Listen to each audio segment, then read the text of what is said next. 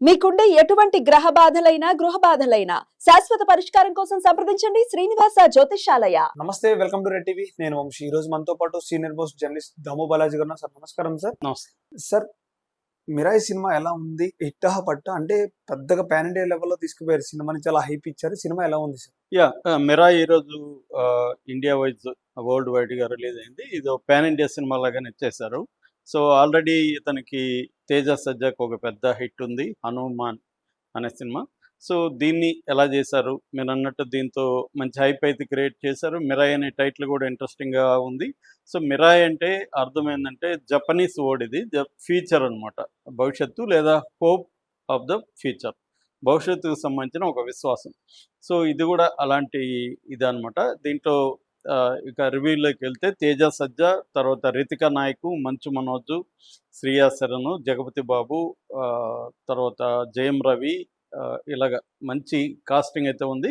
అలాగే టెక్నికల్ విషయానికి వచ్చేసరికి కార్తిక్ ఘట్టంనేని సినిమాటోగ్రఫర్గా ఉండి డైరెక్టర్ అయ్యారు ఆయన. తర్వాత TG Vishwaprasad People's media producer. ఇక గౌరా హరి మ్యూజిక్ డైరెక్టరు. కెమెరామేమో ఈయనే చేశాడు, కార్తిక్ ఘట్టంనేని సినిమాటోగ్రఫీ కూడా. మణిబాబు కరణం ఆయన స్క్రిప్ట్, ఇద్దరు కలిసి చేశారు, డైరెక్టరు ఆయన కలిసి.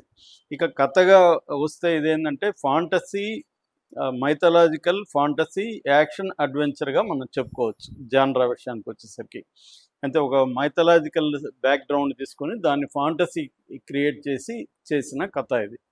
మామూలుగా మనకి ఇండియాలో మైథాలజీకి కొరత లేదు, చాలా ఉన్నాయి. దాన్ని ఒక తెలివిగా దీన్ని తీసుకున్నారు కథని. కథగా చెప్పుకోవాలంటే అశోక చక్రవర్తి కళింగ యుద్ధం తర్వాత ఆయన హింసకి వ్యతిరేకంగా మారిపోయే మనిషి, హింసని త్యజించి ఆయన శాంతి కాముకుడిగా మారిపోతాడు. అది అందరూ మనం చదువుకున్నదే. సో మారిపోయిన తర్వాత ఆయన ఏం చేస్తాడంటే తనకున్న శక్తియుక్తులన్నింటినీ కలిపి ఒక 9 మహాగ్రంథాలు తయారు చేసి ఈ 9 మహాగ్రంథాల్లో నిక్షిప్తం చేస్తాడు. దీనికి 9 మంది వారియర్స్ని కాపలా పెడతాడు. ఒక్కొక్కరికి ఒక్కొక్క బాధ్యత అప్పగిస్తారు. వీళ్ళు తరతరాలుగా ఆ 9 గ్రంథాలని కాపాడాల్సిన బాధ్యత వాళ్ళకు ఉంటుంది. ఎందుకంటే ఈ 9 గ్రంథాలు ఎవరికైనా దొరికితే వాటిలో ఉన్న పద్ధతిలో పాటిస్తే వాళ్ళు అమరులుగా మారిపోతారు. అంటే చావు ఉండదు, మార్టైర్స్, అదే అంటే మరణం లేని వాళ్ళుగా మారిపోతారు. సో అందుకని అది దుర్మార్గుల చేతిలో పడకుండా ఈయన కాపలా పెడతాడు. ఇది బ్యాక్గ్రౌండ్ స్టోరీ. దాని తర్వాత ఏమవుతుందంటే మోడర్న్ లైక్ వచ్చినాక దీంట్లో మహాబీర్ లామా అనే ఒక వ్యక్తి ఈ ఈ గ్రంథాలని తీసుకుంటాడు, తన కైవసం చేసుకొని తాను చావు లేకుండా ఉండాలనేది అతను అనుకుంటాడు. ఈ మహాబీర్ లామాకి బ్లాక్ స్వాడ్ అనే కూడా పేరు ఉంటుంది. సో ఇక్కడ అంబిక అనే ఒక ఆవిడ ఉంటుంది. ఇందులో 9th గ్రంథం ఏదైతే ఉందో దాన్ని ఏమి కాపలా కాయాల్సిన పరిస్థితి ఉంటుంది. సో ఆమె ఇప్పుడు దీన్ని ఇతను కొన్ని పుస్తకాలు కొట్టేస్తాడు ఆల్రెడీ, కొన్ని గ్రంథాలు, ఎవరు మహాబీర్ లామా. సో ఇతన్ని ఆపాలి, మిగతావి దొరకకుండా ఆపాలి, అతని దగ్గర నుంచి అవి కూడా తీసుకోవాలి. దీనికోసం ఆమె ఏం చేస్తుందంటే తన కొడుకుని వేద ప్రజాపతి అతన్ని సాక్రిఫైస్ చేస్తుంది. సో అతను ఒక మామూలుగా రెగ్యులర్గా మామూలుగా అమాయకంగా ఉండే గైని ఇప్పుడు ఒక మహాయోధగా ఆమె చేసి తన దగ్గరికి పంపిస్తుంది. వీడేమో భయంకరమైన శక్తియుక్తులు ఉన్న విలను. అతన్ని ఈ కామన్ మ్యాన్ ఎలా వెళ్ళి ఈ గ్రంథాలని చేస్తాడనేది బేసిక్గా. దీంట్లో మిరాయ్ అనేది ఒక ఖడ్గం పేరు. సో ఈ మిరాయ్ అనే ఒక ఆయుధంతో ఎలా చేశారనేది బేసిక్ ప్లాట్ అనమాట. ఇది మామూలుగానే వింటేనే ఫాంటసీ, ఒక చందమామ కథ లాగానే ఉంది. దీన్ని ఒక సైన్స్ ఫిక్షన్ లాగా కూడా మనం అనుకోవచ్చు. అంటే మైథాలజీ సైన్స్ ఫిక్షన్ కలిస్తే ఉండే పద్ధతిలో ఉందన్నమాట. ఇది బేసిక్గా కథ. స్క్రీన్ ప్లే కూడా ఇంట్రెస్టింగ్ చేశాడు. కాకపోతే ఫస్ట్ హాఫ్లో ఎక్కువ విషయాల్ని చెప్పాలి కదా, ఇవన్నీ కథ చెప్పాలి కాబట్టి ఎస్టాబ్లిష్మెంట్కి కొంత టైం తీసుకున్నాడు. అక్కడ కొంత మనకి బోరింగ్ అనిపిస్తుంది. ఫస్ట్ హాఫ్లో కొంత అనీవన్గా వెళ్తుంది. సెకండ్ హాఫ్కి వచ్చేసరికి టగ్ ఆఫ్ వార్ ఇద్దరి మధ్య ఉంటుంది. సెకండ్ హాఫ్ చాలా ఇంట్రెస్టింగ్గా తీసుకున్నాడు. స్క్రీన్ ప్లే కూడా ఎక్కడికక్కడ ట్విస్ట్లు టర్న్లు ఊహించని, ఎందుకంటే ఎప్పుడైనా ఫాంటసీ అనేది మామూలు మన జీవితంలో లేని ఒక ప్రపంచం. ఆ ప్రపంచాన్ని సృష్టించడంలో బ్రహ్మాండంగా సక్సెస్ అయినట్టుగా రైటర్లు మనం చెప్పుకోవచ్చు. ఇక దీన్ని డైరెక్షన్ పరంగా తీసుకున్నప్పుడు చాలా వండర్ఫుల్ చేశాడు. ముఖ్యంగా సెకండ్ హాఫ్ అయితే చాలా బాగా చేశాడు. అంటే మనం ఊహించిన ఒక ప్రపంచంలోకి తీసుకెళ్ళి దాని యాక్షన్ ఎపిసోడ్లు కానీ వండర్ఫుల్గా ఉన్నాయి. వీళ్ళ మధ్య వచ్చే ఫైట్స్ కానీ ఇవన్నీ చాలా వండర్ఫుల్గా ఉన్నాయి. ముఖ్యంగా ట్రైన్ సీక్వెన్స్ ఒకటి చాలా బాగా వచ్చింది. అట్లాగే బుక్ ఆఫ్ సౌండ్ బ్లాక్ అంటారు, అదొకటి బాగా వచ్చింది. సిద్ధక్షేత్రం ఫైట్ ఒకటి సూపర్గా ఉంది. అట్లాగే దీంట్లో రాముణ్ణి వాడిన పద్ధతి, ధర్మ గురించి డైలాగులు, ఇవన్నీ డైలాగ్స్ కూడా చాలా బాగా వచ్చాయన్నమాట. సో స్క్రిప్ట్ పరంగా కానీ డైరెక్షన్ పరంగా కానీ చాలా బాగా చేసినట్టుగా మనం చెప్పుకోవచ్చు. ఇక పెర్ఫార్మెన్స్ పరంగా తేజ సజ్జా 2 రకాల షేడ్స్ ఉన్న క్యారెక్టర్. ఒకటి అమాయకంగా ఉంటూ ఒక నార్మల్ కుర్రాళ్ళలాగా ఉండడం, అక్కడి నుంచి ఒక లైఫ్ అండ్ డెత్ సిచ్యువేషన్లోకి వెళ్ళి ఒక అతిపెద్ద టాస్క్ని అతను ఫుల్ఫిల్ చేయాల్సి రావడం, ఒక దారుణమైన విలన్ని ఎదుర్కోవాల్సి రావడం, ఆ ట్రాన్స్ఫర్మేషన్ వండర్ఫుల్గా చేస్తాడు ఆ అబ్బాయి. అంటే 2 క్యారెక్టర్లకు కూడా బిలీవబిలిటీ, అంటే ఎప్పుడైనా స్క్రిప్ట్ రాస్తే ఆ స్క్రిప్ట్ ట్రాన్స్లేట్ స్క్రీన్ మీద అవ్వాల్సింది ఆర్టిస్టుల ద్వారానే అవ్వాలి. అది వండర్ఫుల్గా ఉందన్నమాట. అట్లాగే ఈమె శ్రేయా సరంది క్యారెక్టర్ చిన్నగా ఉన్నప్పటికీ ఆమె చాలా బాగా చేసింది. ఆ సాక్రిఫైస్ చేసే ఇది, అంటే ఆమె మనల్ని నమ్మించింది ఆ స్క్రీన్ టైం తక్కువ టైంలోనే. ఆ ఎఫెక్టివ్ పర్ఫార్మెన్స్ ఆమెను తీసుకోవడం వచ్చి మంచి ప్రయత్నం అని చెప్పచ్చు. అట్లాగే సర్ప్రైజ్ ఏంటంటే మంచు మనోజ్ మామూలుగా మనకి ఇప్పటివరకు పెద్ద గొప్పగా స్క్రీన్ల మీద ఆనిన క్యారెక్టర్లు చేయలేదు.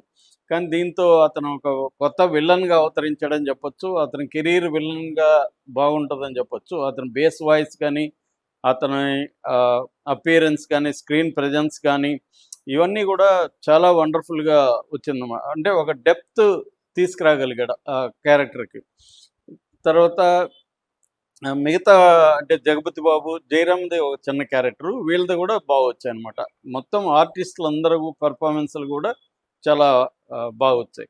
టెక్నికల్ విషయానికి వస్తే కెమెరా అండ్ మ్యూజిక్ చాలా చాలా ఎక్స్ట్రాడినరీగా ఉంది. చాలా విజువల్స్ అయితే కొన్ని చోట్ల మెస్మరైజింగ్గా, అంటే అలా నోట్ తెచ్చుకొని చూసే స్థాయిలో విజువల్స్ ప్రపంచాన్ని క్రియేట్ చేశారు.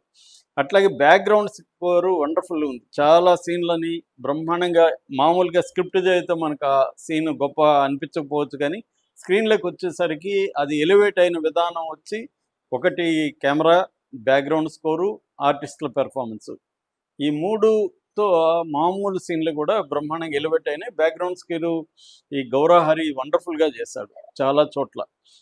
అట్ ద సేమ్ టైం అది ఈ జాన్రాకి అనుకూలంగా ఉంది. మామూలుగా మన బ్యాక్గ్రౌండ్ స్కోర్ జనరల్గా ఏం చేస్తుంటాయంటే అండర్లైన్ ద ఎమోషన్ అంటారు. అక్కడ ఏడుస్తుంటే బ్యాక్గ్రౌండ్ స్కోర్ ఏడుస్తుంది, నవ్వుతుంటే నవ్వుతుంటుంది. కానీ అట్లాగా ఉంటుంది, ఇది ఒక ఇంటర్ప్రెట్ చేస్తుంటుంది ఆ సీన్ని. అది మనకి ఎవరో కానీ, అంటే ఒక ఇళయరాజా, ఒక రెహమాన్ ఇలాంటి వాళ్ళే చేయగలరు బ్యాక్గ్రౌండ్ స్కోర్ బాగా. కానీ దీంట్లో చాలా బాగా కుదిరింది బ్యాక్గ్రౌండ్ స్కోర్. అట్లాగే ఇంకొకటి చెప్పుకోవాల్సిందంటే విఎఫ్ఎక్స్. మామూలుగా ఇది లో బడ్జెట్ సినిమా. మన పాన్ ఇండియా సినిమాల్లో ఇవాళ 300 కోట్లు 400 కోట్లు చూస్తే ఇది 60 కోట్ల బడ్జెట్ సినిమా, అంటే లో బడ్జెట్ సినిమా కింద లెక్క. కానీ ఆ పెద్ద సినిమాల కంటే కూడా ఇప్పుడు హరిహర వీరమలకి 400 కోట్లు పెట్టి ఎలాంటి గ్రాఫిక్స్ మనం చూసాం. కానీ దీంట్లో 60 కోట్లు పెట్టి కూడా గ్రాఫిక్స్ చాలా బాగా చేశారు. విఎఫ్ఎక్స్ చాలా ఇంపార్టెంట్ కూడా దీనికి. అవన్నీ కూడా పర్ఫెక్ట్గా ఈ బడ్జెట్లో మనం చూసుకుంటే చాలా బాగా చేసినట్టుగా మనం చెప్పుకోవచ్చు అనమాట. అట్లాగే ఈ మణిబాబు, కరణం వీళ్ళు రాసిన డైలాగ్స్ కూడా ఎలివేట్ చేసే విధంగా ఉన్నాయి. అంటే శ్రీరాముడి గొప్పతనం కానీ, ధర్మ ధర్మం యొక్క ఇంపార్టెన్స్ కానీ, అంటే మన ఇండియన్ మైథాలజీని తీసుకొని ఒక హాలీవుడ్ రేంజ్లో ఎలా చేయొచ్చు అని చెప్పడానికి డైలాగ్స్ ఆ నేటివ్ ఫీల్ని క్రియేట్ చేస్తూ, అట్ ద సేమ్ టైం కాంటెంపరైజ్ చేస్తూ, ఈ 2 ఇంపార్టెంట్. చాలామందికి ఇది చేత కాదు. చేస్తే ఏన్షియంట్ డైలాగ్స్ లాగా ఉంటాయి, లేకపోతే మోడర్న్ అయిపోతాయి. ఈ రెండింటిని మిక్స్ చేస్తూ బాగా చేస్తారనమాట. సో ఓవరాల్గా ఇదేంటంటే కథాకథనం బాగున్నాయి, తర్వాత పెర్ఫార్మెన్సెస్ బాగున్నాయి, విఎఫ్ఎక్స్ ఎఫెక్ట్స్ బాగున్నాయి, యాక్షన్ సీక్వెన్సెస్ కొన్ని చోట్ల కెచ్చా కంకడ్ అని ఆయన చేశారు యాక్షన్స్, చాలా పర్ఫెక్ట్ వచ్చాయి. ముఖ్యంగా వీళ్ళిద్దరి మధ్య వచ్చే ఫైట్ కానీ అవన్నీ కూడా, ముఖ్యంగా సిద్ధక్షేత్ర ఫైట్ ఉంది, చాలా బాగా వచ్చిందన్నమాట. మామూలుగా అయితే అతిగా లాగుతూ ఉంటారు, అట్లా కాకుండా ఎంత డ్యూరేషన్ ఉండాలో, ఎంత పర్ఫెక్ట్ ఉండాలో అది కొరియోగ్రఫీ చాలా బాగా చేశారు. అట్లాగే సెకండ్ హాఫ్ అండి, సెకండ్ హాఫ్ చాలా ఎంగేజింగ్గా ఉంది. ప్రీ ఇంటర్వెల్ పార్ట్ కూడా చాలా బాగుంటుంది. ఇక దీంట్లో మైనస్లు చెప్పాలంటే ఫస్ట్ హాఫ్లోనే కొంత మనకి ఏంద్రా ఎంత చెప్తున్నాడు అని ఎక్కువ ఇన్ఫర్మేషన్ తక్కువ టైంలో ఇవ్వడానికి ట్రై చేయడం వల్ల కొంత విసుగు, అది బర్డన్ వస్తుంది. కొన్ని చోట్ల ప్రిడిక్టబిలిటీ ఉంటాయి, మనం గెస్ చేస్తాం. ఎందుకంటే నేచురల్గానే ఈ మైథాలజీ అంటే మనకు ఆల్రెడీ తెలిసిన విషయాలు ఉంటాయి కాబట్టి కొన్ని చోట్ల ఆ ప్రాబ్లం ఉంది. క్లైమాక్స్ ఒకటి ఈ సినిమాకి తగిన క్లైమాక్స్ అని చెప్పలేం. అంటే అంత భలే ఉందే క్లైమాక్స్ అన్న ఫీల్ అయితే రాలేదు. ఇంకా బాగా చేసి ఉండొచ్చు అనేది వచ్చింది. అట్లాగే కామెడీ కొంత చేశారు కానీ అది వర్కౌట్ అవ్వలేదు. ముఖ్యంగా మన ఈ డైరెక్టర్లు వెంకటేష్ మహా, కిషోర్ తిరుమలతో కలిపి కామెడీ ఉంది, అది పెద్దగా వర్కౌట్ అవ్వలేదు. పోలీస్ మెన్ కామెడీ ఉందన్నమాట. సో ఓవరాల్గా అయితే ఇది ఖచ్చితంగా బిగ్ స్క్రీన్ మీద చూడాల్సిన సినిమా. నా రేటింగ్ 3 out of 5.